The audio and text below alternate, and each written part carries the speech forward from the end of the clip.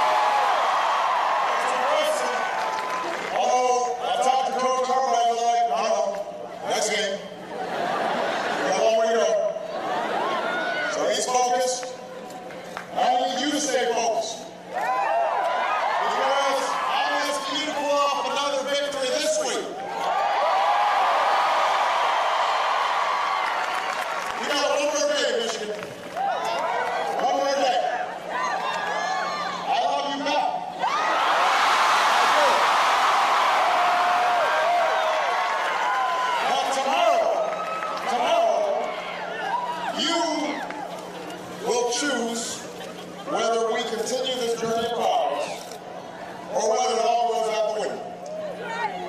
Tomorrow you get to choose between a politics of blame and divisiveness and resentment, or you can choose a politics that says we're all stronger together. I've got some friends with me here who believe in that bit of politics. Your outstanding U.S. Senator Gary Peters is in the House. Representative David Dingell. Representative Brenda Lawrence. Representative Sandy Levin. Some people who aren't quite as famous, but I want to take a minute to thank, because I'm feeling a little sentimental. This is going to be probably my last day of campaigning for a while.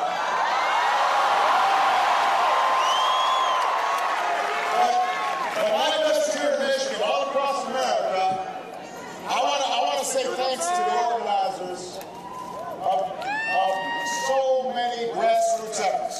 There are some organizers here who got their start on my first campaign. And they have never stopped working, picking up phones, hitting the streets, living and breathing the hard work of change every single day. You are the best organizers on the planet. I am so proud of you, and it is because of you.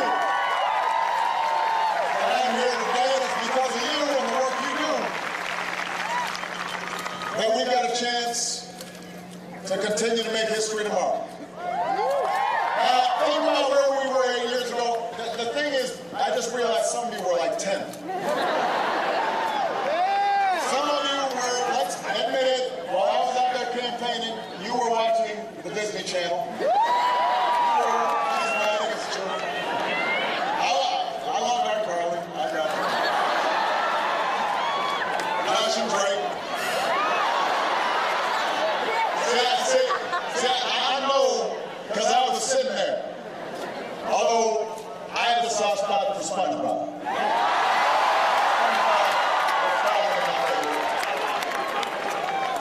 Glenn and Sasha, they wouldn't let me watch what I wanted to watch.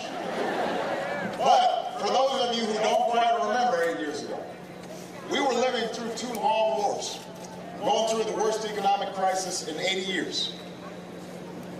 And because of the resilience and strength of the American people, but also because you gave me a chance to put in place policies on behalf of working families, we were able to turn the page. We took what could have been a great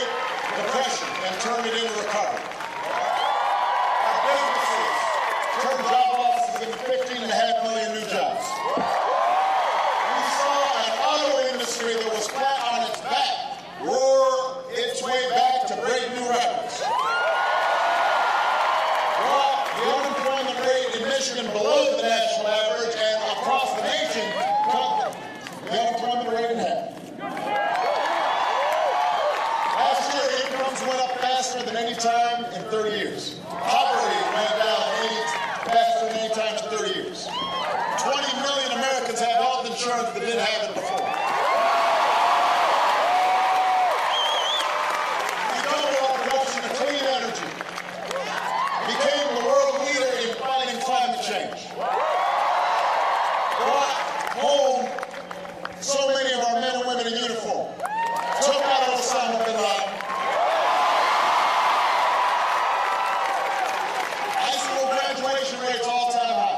College graduation all-time high. Marriage equality a reality from coast to coast.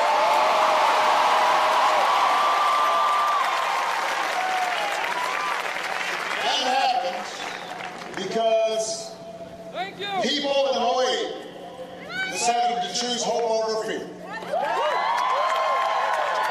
And over the course of these 8 years, all across 50 states, I've always seen what made America great. I have seen you. Americans of every faith, every background, Republicans and Democrats, who understand that we're stronger together. Young, old, men, women, black, white, Latino, Asian, Native American, people with disabilities, gay, straight, all of us pledging allegiance to the red, white, and blue. That's the America I know, and there's only one candidate in this race who's devoted her life to that better America. And that is the next president of the United States, Hillary Clinton.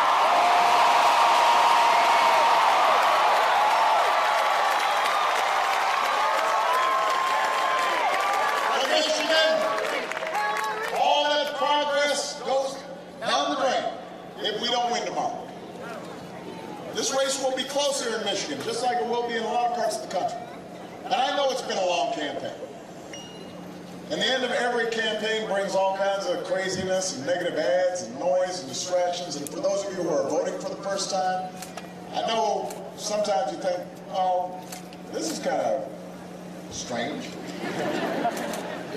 It's not always like that. I want you to tune all the noise. And I want you just to focus, because the choice you face when you step into the voting booth, it really could not be clearer.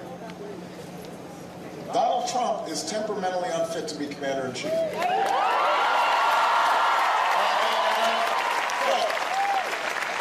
Think about this. Over the weekend, his campaign took away his Twitter account.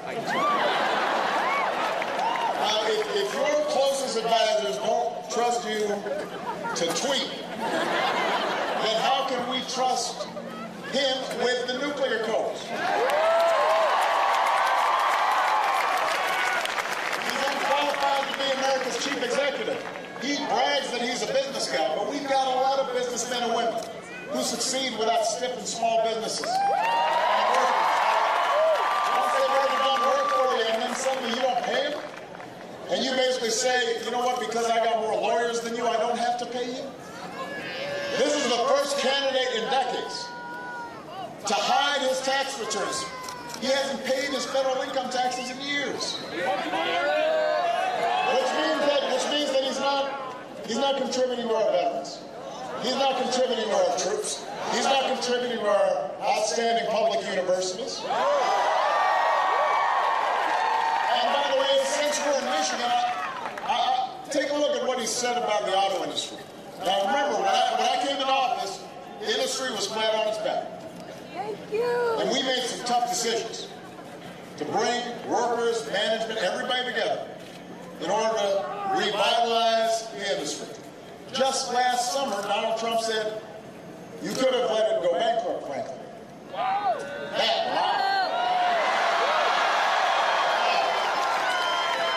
I want you to understand, had the big three gone bankrupt, or two of the three gone bankrupt, that could have cost 1 million jobs across this country. That could have killed Michigan's economy. But Donald Trump didn't stop there. He actually suggested shipping Michigan's auto jobs to states that don't have unions so they can pay their workers less. Go boom. So he said this. Michigan, make Michigan hurt, then your auto workers would have no choice but to accept less pay. That is not somebody who's a champion for working people. Don't boo. He can't hear your boos, but he'll hear your votes tomorrow.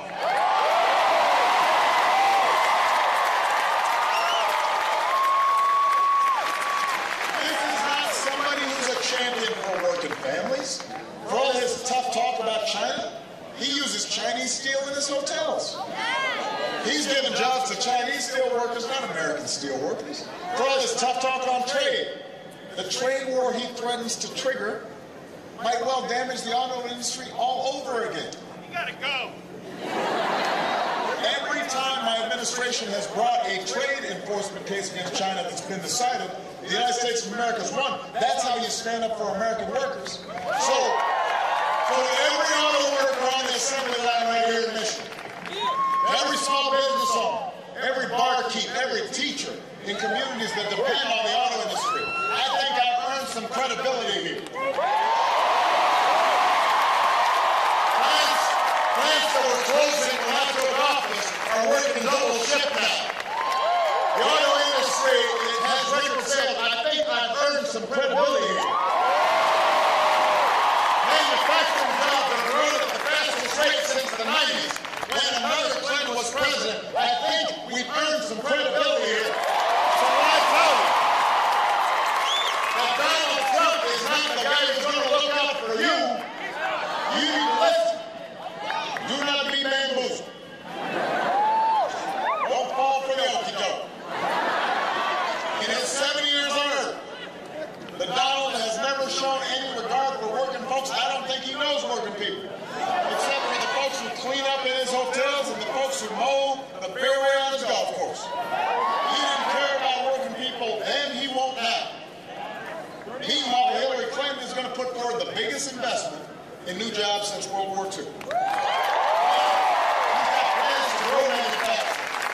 Plans to boost people's wages, plans to help students with their college debt. Specific plans, not vague plans, not imaginary plans. Not plans that don't add up, she knows how to do it. And that's why she needs to be the next president of the United States, as long as you vote.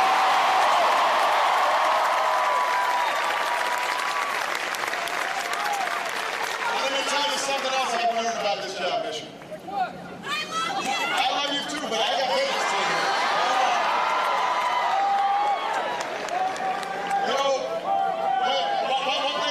One thing you learn about this job is who you are.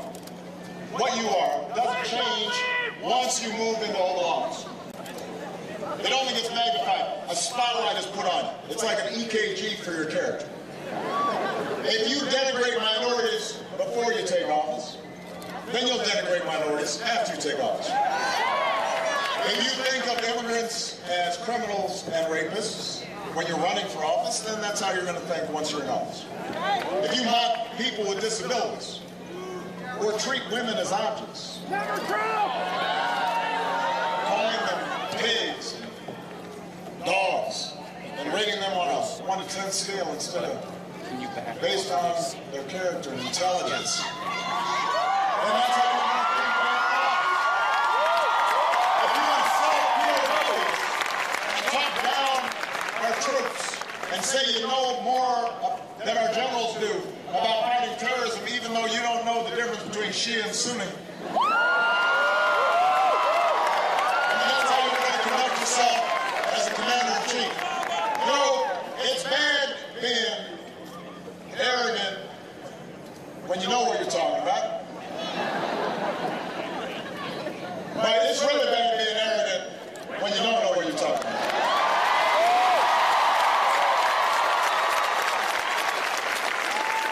And you accept the support of Klan sympathizers. They say they really like what you're doing, and you're kind of slow to denounce or separate yourself from them. That's what you're going to do when you're in office. If you disrespect the Constitution by threatening to shut down a free press when they write things you don't like, or trying to throw your opponent in jail while you're in the middle of a presidential debate, or discriminate against people of different faiths, that's what you will do when you're in office, regardless of the oath to uphold the Constitution that you have to take in this office. So Donald Trump is uniquely unqualified to hold this job. But the good news, Michigan, is you are uniquely qualified to make sure he does not get the job. But you gotta vote. You gotta vote tomorrow to make that happen.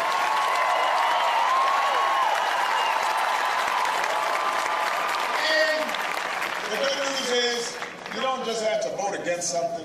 You actually have a candidate who's worthy of your vote. A candidate who's smart. A candidate who's steady. A candidate who's tested.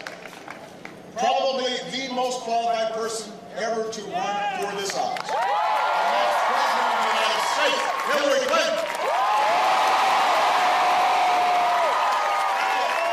I will tell you, sometimes I get frustrated watching the coverage of this election.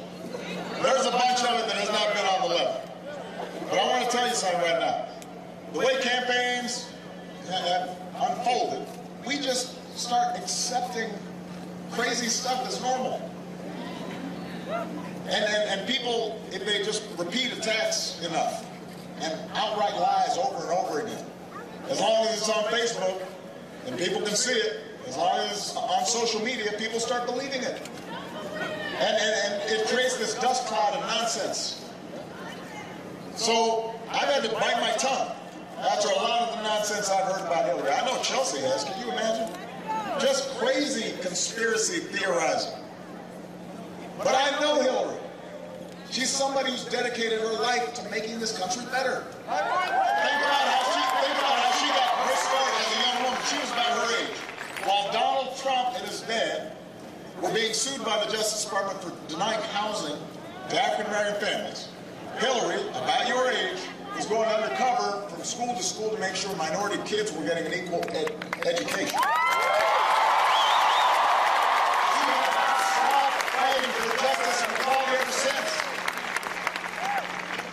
She'll be smart, she'll be steady. She actually respects working Americans. She'll make sure the economy works for everybody who are still struggling out there. Folks who feel like they're not getting a fair shake. She will work her heart out to create jobs that families can live on, child care that you can afford. She'll fight for students who are struggling with college debt. She'll fight to make sure that women get paid the same for doing the same work as they are. She knows workers deserve a higher minimum wage. She knows how the world works. She will make sure to keep America strong and respected.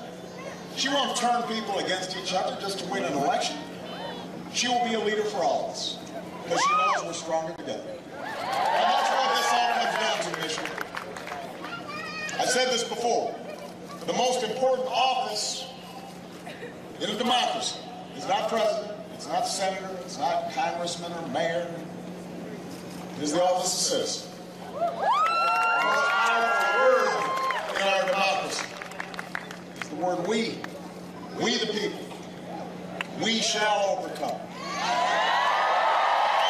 Yes, we can.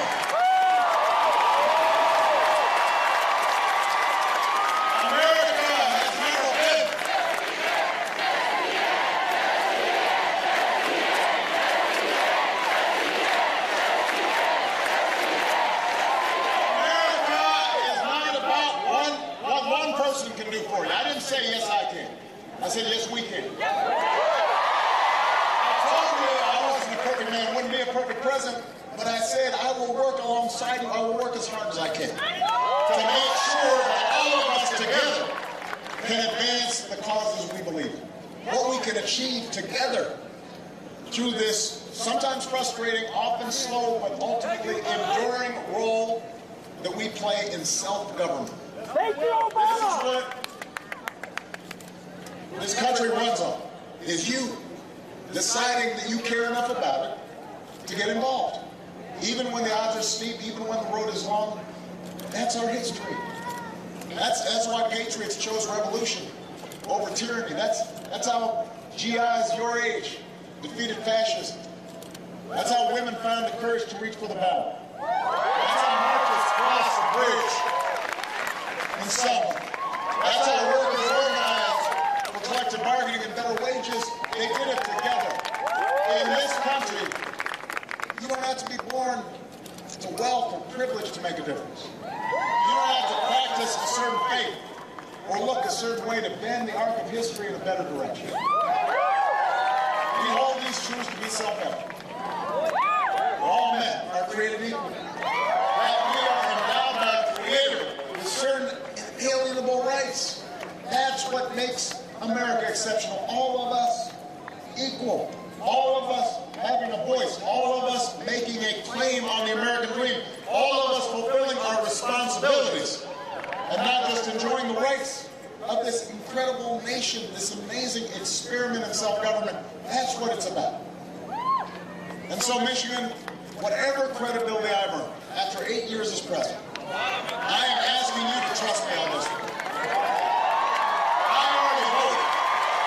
I voted for Hillary Clinton because I am absolutely confident that when she is president, this country will be in good hands. And I'm asking you to do the same, especially the young people here.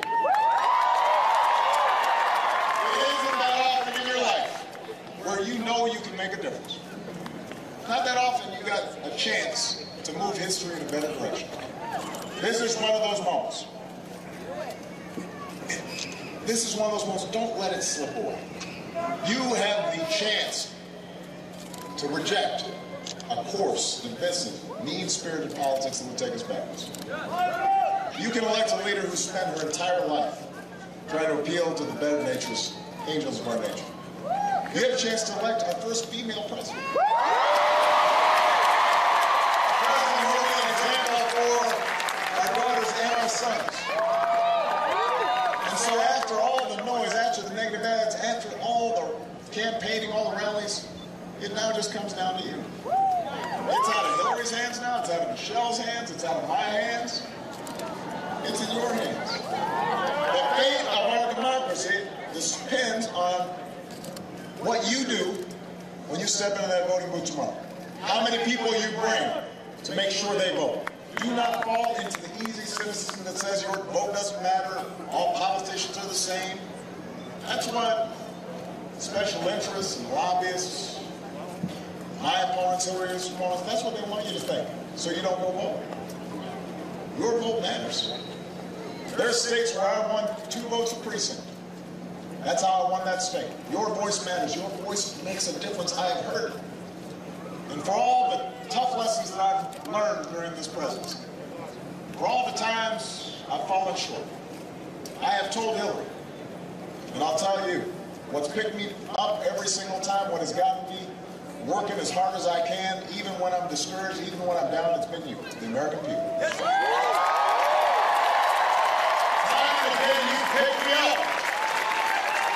Auto worker in Detroit who won the lottery but didn't kick back and retire, bought his wife one of the new cars he built, kept clocking away because he loved his work. That's who I think about. The young woman in Sterling Heights who wrote me 7 years ago to say she was worried about her family's future in Michigan, then checked in again to say this year that her dad's supply company was hiring, she was working her way through Macomb Community College. She kept me going. The woman in North Carolina that stood from voter rolls a few weeks ago, but insisted on winning her registration back, wrote me and said, I remember the victories previous generations won for me and generations after me. I can assure you, Mr. President, I will keep fighting. If I haven't stopped fighting at 100 years old, then neither can you. A 100-year-old woman, if she's not tired, I'm not tired. She's kept me going.